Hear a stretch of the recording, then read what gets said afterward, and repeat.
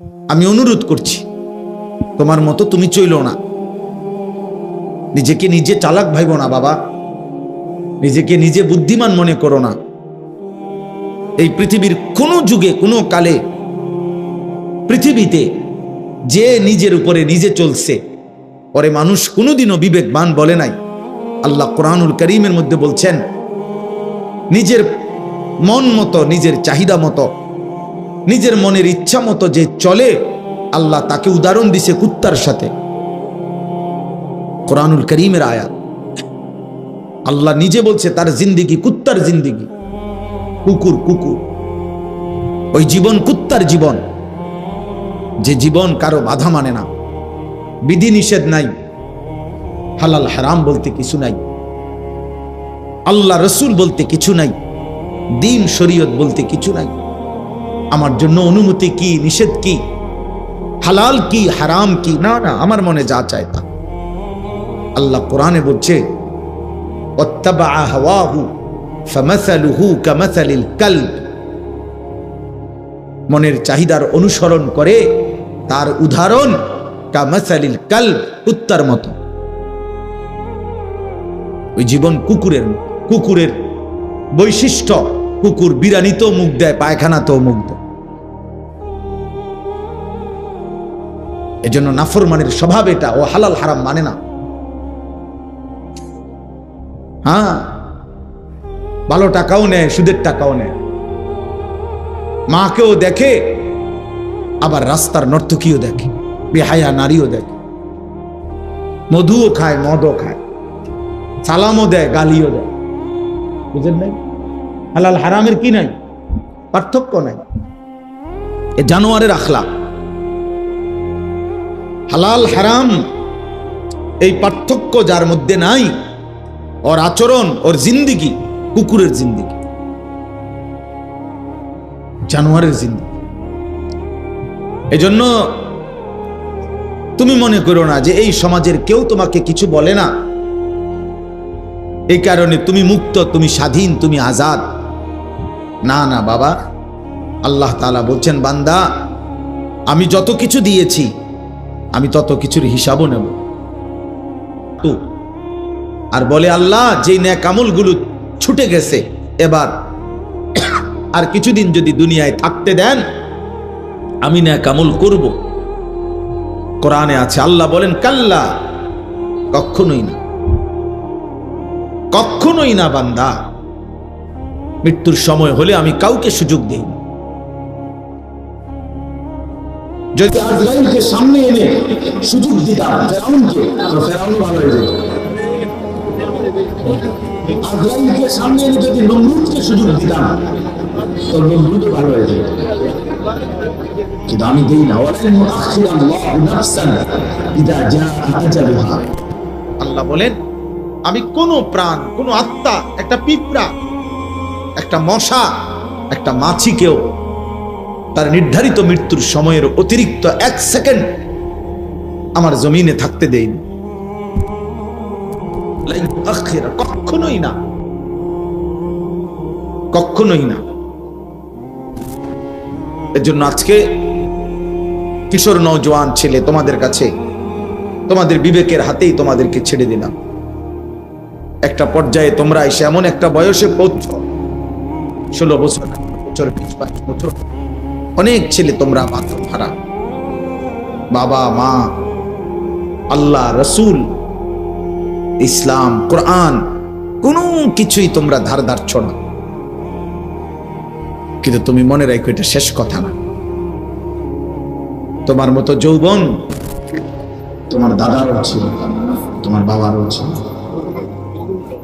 যৌবনের ঘোড়া অনেকেই দৌড়াইছে, শেষ দুর্বলতা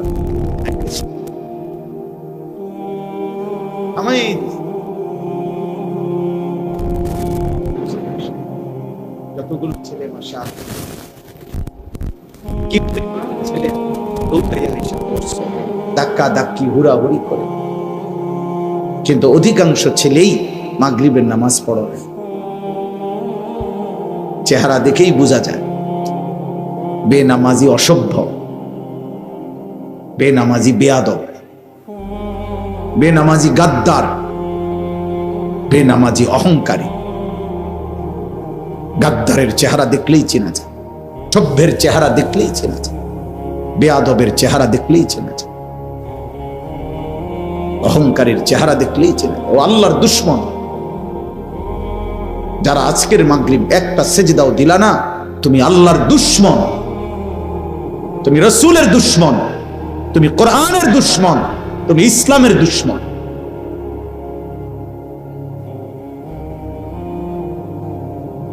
তোমার মতো নাফরমানের ভালোবাসা দিয়ে কারো কিচ্ছু আসে যায়, কারো কিচ্ছু আসে যায়। বক্তার কোনো ফায়দা নাই। আমার 1 কোটি মানুষ চিনলো, আমার কবরের আযাব মাফ হবে না। আমারে 10 কোটি মানুষ চিনলো, তোমার কবরের আযাব মাফ হবে না। আমার দ্বারা আমারও ফায়দা নাই, আমার জনপ্রিয়তা দ্বারা তোমারও কোনো ফায়দা নাই। এগুলা দুনিয়া যাদের দরকার, যারা দুনিয়ায় ক্ষমতা চায়, পদ পদবি চায়, তাদের দরকার জনপ্রিয়তা, তাদের ভোট দরকার, তাদের সকলের সমর্থন দরকার, তাদের আমার ভোটার, আমার ভোট দরকার। এবার ইমান আছে না নাই, খারাইয়া মুতে না বইয়া মুতে, আমার তো দরকার, আমার ভোট দরকার। আমার দরকার একটা ভোট। কিন্তু যার আখিরাত দরকার, তার সেজদা দরকার, তার গোলামি দরকার, আল্লাহর বন্দেগী দরকার, রাসূলুল্লাহ সাল্লাল্লাহু আলাইহি সাল্লামের অনুসরণ দরকার। বলো বাপ, প্রয়োজনে উঠে যাও, এখন উঠে যাও, আমি অনুমতি দিলাম।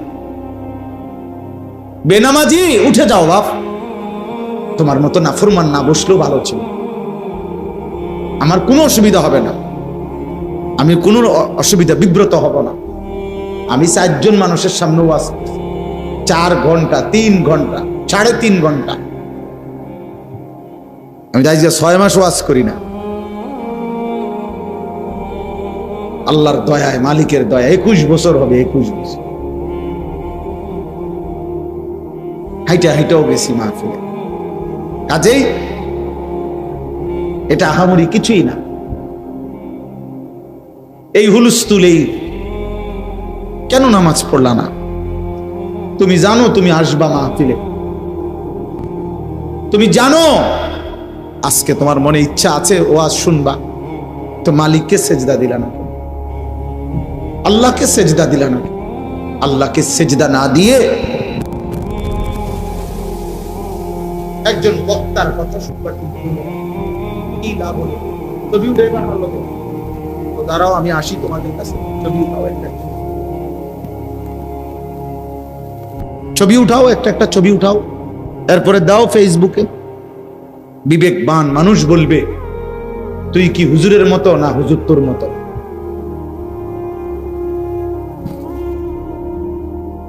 কি বুঝাইতে চাচ্ছ হুজুরের লগে ছবি উঠাইয়া? কি হুজুর তোমার মতো না তুমি হুজুরের মতো? এটা আগে বলো।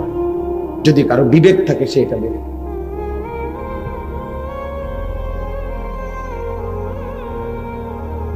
যদি ইনসাফ থাকে এটা বল। অতএব দোস্ত আমার, বাবা আমার, প্রিয় সন্তান, ঠিক করলা না, ঠিক করলা না। মানুষ নামের এই পশু বলতেও পারে না তাকে সৃষ্টি করলো কি। এক পেট খানা খাইলো দুপুর বেলা, আগে বা পরে নাফরমান একবারও বলল না মালিক আপনার শকর। এক মগ পানি পান করলো, রবের কাছে একবারও বলল না মালিক আপনি পান করাইছেন, শকর আপনার, শকর আপনার। 8 ঘন্টা রাত গভীর ঘুমাইলো, ঘুম ভেঙ্গে একবারও বলল না কে তারে ঘুম বাড়াইলো, কে তারে ঘুম থেকে জাগাইলো। এত অকৃতজ্ঞ মানুষ হয়, এত অকৃতজ্ঞ হয় মানুষ। প্রিয় সন্তান, ভাবো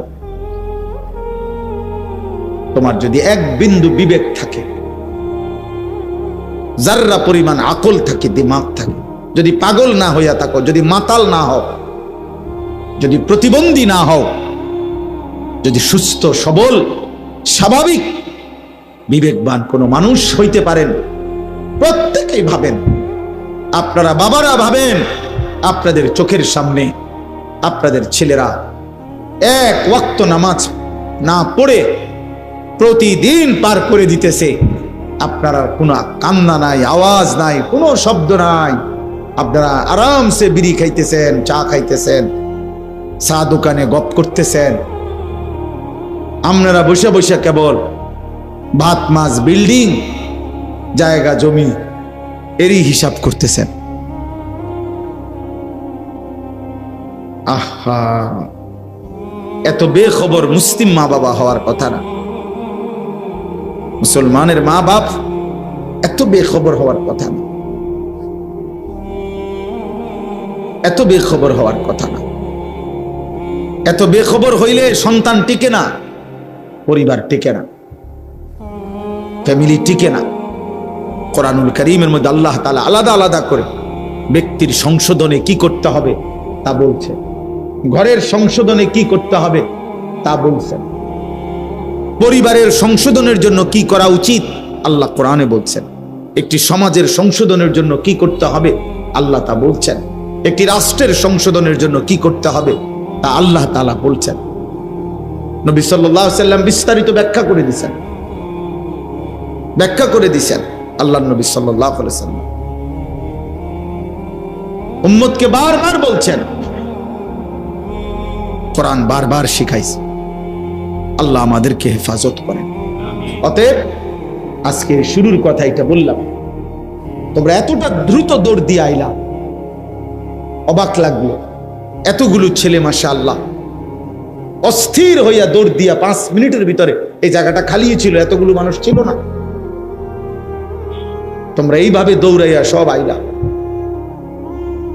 আপনারা ভাবেন, ইনসাফ করে দেখেন, তোমরা যাদের বয়স 30 বছরের নিচে, তোমরা হাত তোলো তো, তোলো ভাই, তোলো তোলো, লজ্জা করো, এমনি বলছি, তোলো।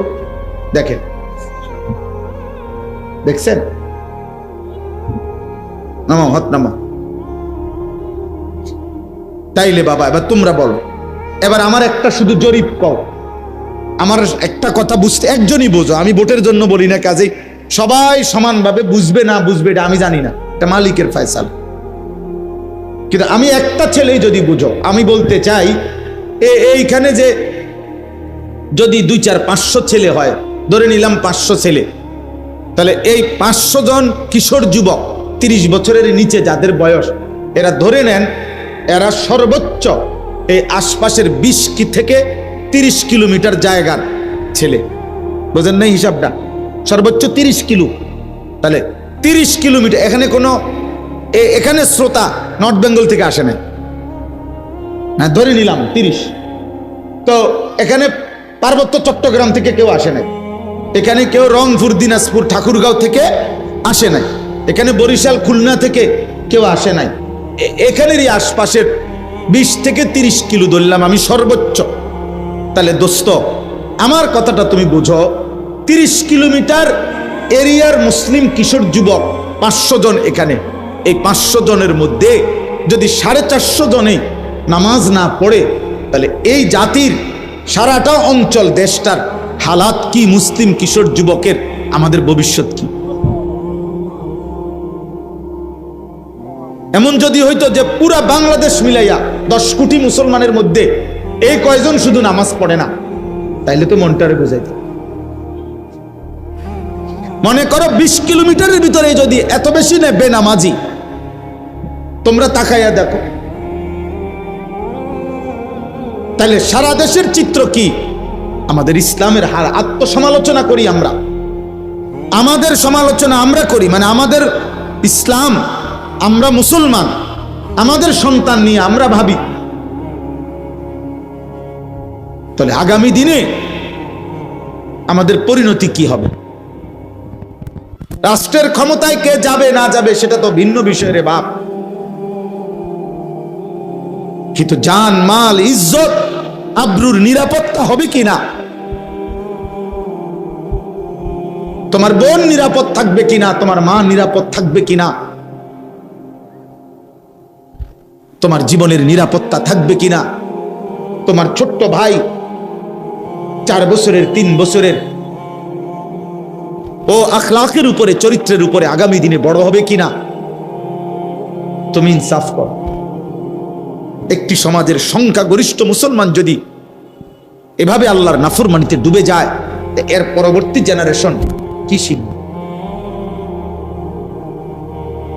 একটা ছেলে যদি 4 বছরের বাচ্চা যদি বুঝ হওয়ার পর থেকেই দেখে তার ঘরের প্রত্যেকের হাতে হাতে বড় মোবাইল, সবাই সবার আপন জায়গায় মোবাইল টিপতেছে, এই ছোট্ট বাচ্চাটাকে কোলে নেওয়ার মতো, একটা ভালো কথা শিখাবার মতো মার হাতে সময় নাই, বাবার হাতেও সময় নাই, বড় ভাইয়ের হাতেও সময় নাই, বড় বোনের হাতেও সময় নাই, প্রত্যেকেই নিজ নিজ মোবাইল নিয়ে ব্যস্ত। তো এই বাচ্চা কি নিয়ে বড় হবে? হ্যাঁ, ওকে আখলাক শিখাবে কে? বলো না আব্বা, ওকে মানুষ করবে কে? তোমার বয়স মাত্র 16 বছর, তোমার মোবাইলের আসক্তি এত বেশি, নারী তোমার এত দরকার হয়ে গেল, উলঙ্গ ছবি তোমার এত দরকার, নর্তকী তোমার এত দরকার। 16 বছর বয়সে তুমি নারীর আসক্তি এমন বুঝাবুঝ জ্বালাইলা, মাত্র 18 বছর বয়সে তুমি নর্তকীর মজা এমন পাইয়া লাইলা। আহা, 30 বছর পর্যন্ত তোমার হালাত কি হবে? 40 বছর পর্যন্ত হালাত কি হবে? কোথায় গিয়ে দাঁড়াবে? এই গুনাহ কোথায় গিয়ে দাঁড়াবে? এই জন্য বললাম, একজন ভাবেন, একজন নওজোয়ান ভাই, একজন ভাবো। বাবারা আপনারা ভাবেন, আপনাদের সন্তান কোন দিকে যাচ্ছে আপনারা বলেন। আল্লাহর নবী সাল্লাল্লাহু আলাইহি ওয়াসাল্লাম বলেন, মা নাহালা ওয়ালিদুন ওয়ালাদাহু মিন নহলিন মিন আদাবিন হাসান। কোন পিতা মাতা, বিশেষ করে কোন বাবা তার সন্তানের জন্য যা রেখে যায়, নবী বলছে সর্বোত্তম যেই হাদিয়া উপঢৌকন রেখে গেল তা হলো আদাবুন হাসান, উত্তম আখলাক, উত্তম চরিত্র। সন্তানের উত্তম আদব আখলাক যে বাবা গড়ে গেল, সেই বাবাই তার সন্তানের জন্য সর্বশ্রেষ্ঠ হাদিয়া উপঢৌকন দিয়ে গেল। রাসূলুল্লাহ সাল্লাল্লাহু আলাইহি ওয়াসাল্লাম বলছেন, আল্লাহ নবী বলছেন হুসনে আখলাক। রাসূলুল্লাহ সাল্লাল্লাহু আলাইহি ওয়াসাল্লামের একজন সাহাবী একদিন নবীজিকে জিজ্ঞেস করছে সামনে দাঁড়াইয়া, ইয়া রাসূলুল্লাহ, ঈমানের পরে সর্বশ্রেষ্ঠ সম্পদ কি? নবীজি বলছে হুসনে আখলাক, উত্তম চরিত্র। ওই সাহাবী ডান দিকে দাঁড়াইয়া আবার জিজ্ঞেস করছে, ইয়া রাসূলুল্লাহ, ঈমানের পরে সর্বশ্রেষ্ঠ নিয়ামত কি? নবীজি আবার বলছে হুসনে আখলাক, উত্তম চরিত্র। এই সাহাবী আবার বাম দিকে গিয়া আবার জিজ্ঞেস করছে, ইয়া রাসূলুল্লাহ, ঈমানের পরে সর্বশ্রেষ্ঠ সম্পদ কি? নবীজি বলছেন হুসনে আখলাক। এই সাহাবী আবার পিছন দিকে দাঁড়াইয়া আবার জিজ্ঞেস করছেন, ইয়া রাসূলুল্লাহ, ঈমানের পরে সর্বশ্রেষ্ঠ সম্পদ কি? আল্লাহর নবী বলেন, সাহাবী, তুমি কি বুঝতেছো না? উত্তম আখলাক, উত্তম আখলাক, উত্তম আখলাক, উত্তম আখলাক। তুমি যদি 1000 বারও বলো, আমি মুহাম্মদ 1000 বারই বলবো।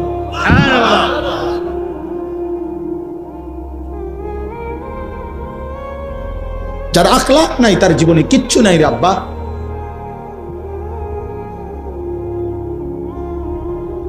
তুমি বুঝো না, পৃথিবীর কেউ বুঝে না। না, তোমার চেহারা দেখলে বোঝা যায় না তোমার চুলের কি হালাত, চেহারার কি হালাত। গুনাহ তোমারে কি করে বানাইছে কেউ বুঝে না। রাত 2টায় তুমি কি দেখো, কেউ বুঝে না। রাত 12টায় তুমি কি দেখো, কেউ বোঝে না। একাকী বন্ধুদের আড্ডায় তোমরা মোবাইলে কি করো, কেউ বোঝে না। না, সবাই সিরা খায় আর তুমি শুধু ভাত খাও না।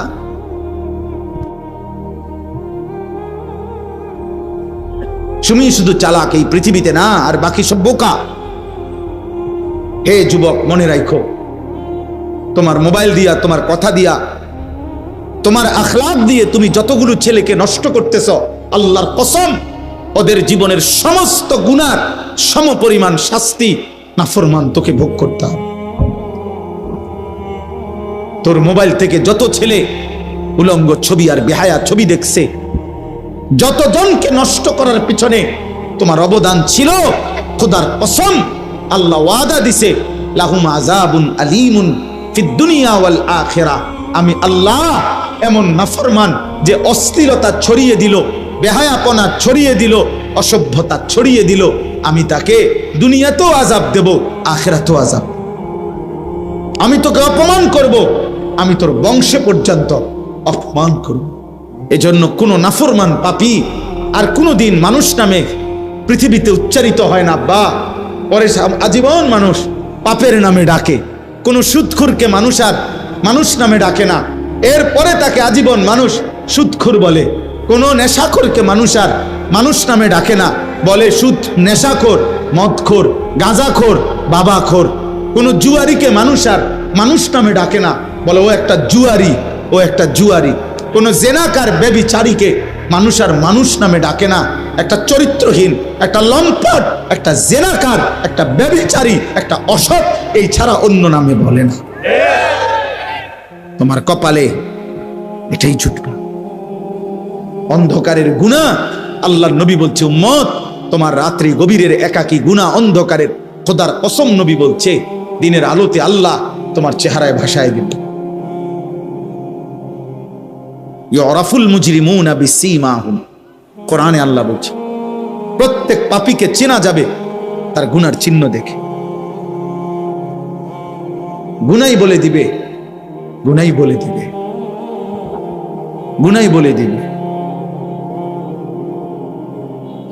এক বেলা নামাজ পড়তে মন চায় না, কারণটা কি বোঝো না? গুনাহ। মসজিদে তোমার আজান হয়, তোমার কলিজার মধ্যে একটু নড়েও না, কারণটা তুমি আস্তে, আজান হইছে মুসল্লি মসজিদে ঢোকে, তুমি আস্তে এক সাইডে চলে গেলা।